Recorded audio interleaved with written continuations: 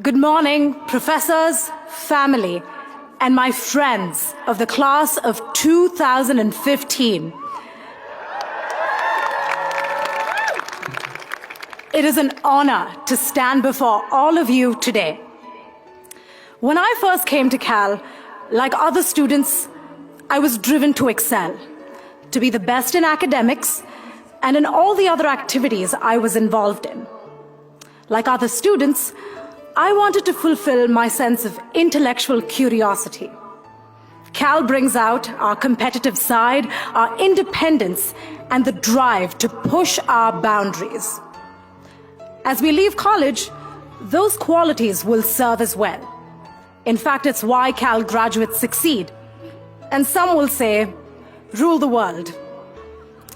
It wasn't until later in my undergraduate career that I realized that happiness comes not just from academic success, but also from letting people into my life and reaching out to build support systems in my community.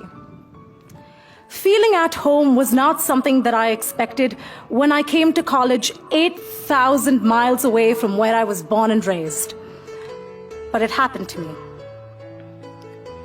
During the winter of my junior year, my mom died from what started out as the flu. I could not understand how, in a span of 3 days, someone who I had just talked to and who had laughed at my crazy jokes could somehow cease to exist. I learned that as much as I looked for answers for what had happened, some events in life are unpredictable and don't have clear answers. Coming back to college was one of the hardest things I've ever had to do.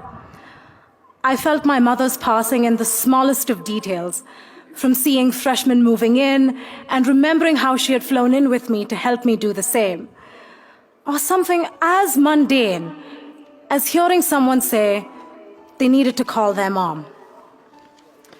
Among my group of friends, I began to feel like an outsider, someone who was incomplete. And to be honest, there are still times that I feel that way. But I had to accept that this was my new reality.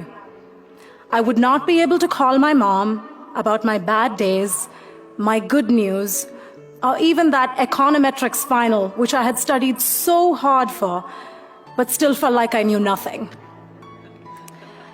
It was in one of those moments when I was emotionally at my lowest and really did not feel like facing college every single day that I understood that I had to let people in. I had been fiercely independent to the point where it was a source of pride for me not to ask for help. But I needed help. That was how I found another dimension to Cal, the people.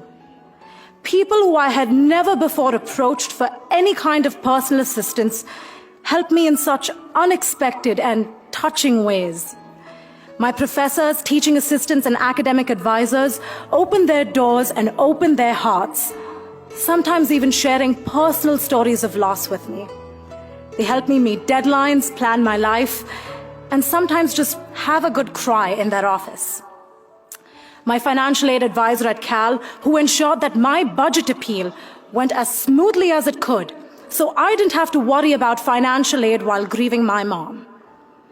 And my Bear family, from Cal Mock Trial, the Student Advocate's Office, my dance team Natya, and my friends from Corey, where I spent far too much time. They gave me a sense of hope, optimism, and just made me laugh in what was such a dark time for me. Don't get me wrong, Cal is a competitive environment, but the people here pull for you no matter what, and that's what stays with you for life. The way in which we stand by each other makes for a solid foundation for becoming resilient. As new Cal graduates, we like to have a plan, but all of us are afraid that those plans might not pan out. The fact is, life is really unpredictable, which all of us will find out to varying degrees. I am not ashamed to admit that I am afraid for the future.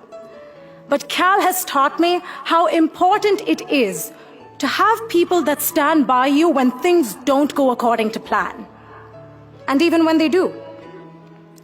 But the support system doesn't just work one way. You have to be there for others too. Can we agree that it is important to reach out when you have the power to affect someone else's life? Can we agree that as Cal graduates, we have an obligation to be there in the community for others?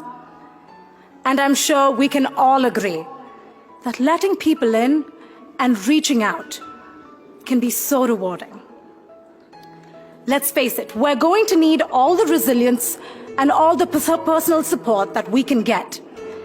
My fellow graduates, we are entering a world that is changing faster than ever, from climate change to population growth, but one that is also improving every day, from electric cars to better energy access. We are the generation that will have to deal with it all.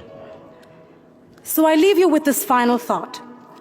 I urge you to think about which communities you can let in and which communities you have the power and ability to affect. So thank you for your time.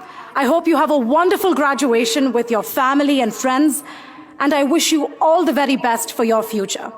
To the class of 2015, go Bears! Go Bears!